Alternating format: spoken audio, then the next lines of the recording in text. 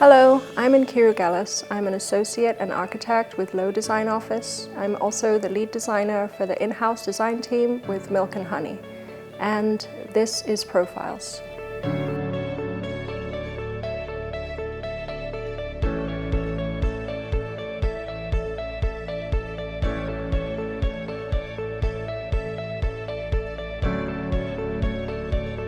My mother had hired an architect to design a house where we lived in Lagos, and I was very lucky to be at an age where I could really appreciate the beginning, the middle, and the end of that entire process. And I just remember being extremely captivated by all of it. The digging of the red earth in Lagos, the laying of the foundations, how the walls went up, and the resulting space. And there was just this sense of incredible magical manifestation of something that wasn't there and then suddenly was, and what a difference it made to us and my family in enjoying the space afterwards.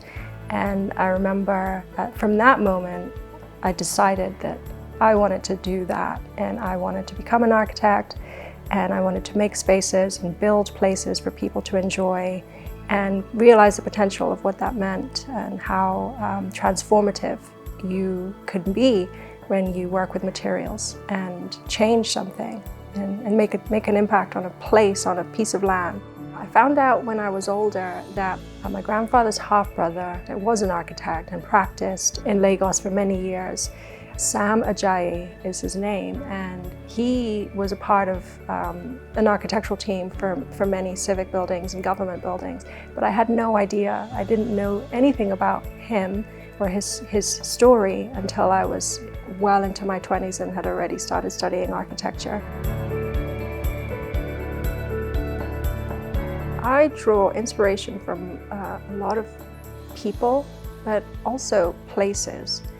I travel a lot and I've lived in a lot of places, and I think one thing that has become apparent over time as I've lived in Lagos and London and Hong Kong and New York is that everywhere is driven by culture, and the people make the culture.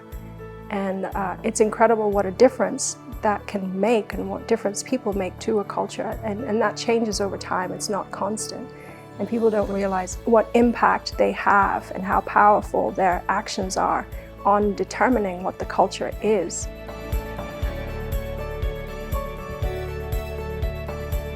Through the Women in Architecture Committee, we have set up a scholarship specifically to support women, female students, in an effort to increase diversity within the Austin architecture community. And in the setting up of that scholarship, we identified that there are several boundaries within the profession currently, several hurdles that women face to progressing further and to reaching their goal of becoming a successful architect. And most recently, I've been working with the AIA chapter here in Austin to remove those boundaries and to make it, to give women, and specifically women of diverse ethnic, cultural, religious orientation, background, the opportunity to succeed just the same as their peers. This is a hard question. I've worked on so many great projects, and I love my projects, and I love the process of the projects, and I can't really separate so easily the process from the project, but there are also the people that I worked with on the projects. And for some projects I just had incredible relationships with the people and learned a lot from the team that I was working with that helped me grow professionally. And it's almost as though that has a life within the project, that it's not just the building. While I worked with Dilys Cofidio and Renfro in New York, I worked on the Broad Museum project. That was an incredible time. I was much younger then and learning a lot in general about the architecture profession, the design process, but then also what's possible, and learning a lot about how money drives a project and how it influences decision making through a project. And that was supported by Eli Broad, who as an individual, as an incredible man. And I just recall being able to, experience his presence and be inspired by his influence on his community and what he was doing with his endowment and the legacy he was building behind the idea of the Broad Museum. And that's a once-in-a-lifetime opportunity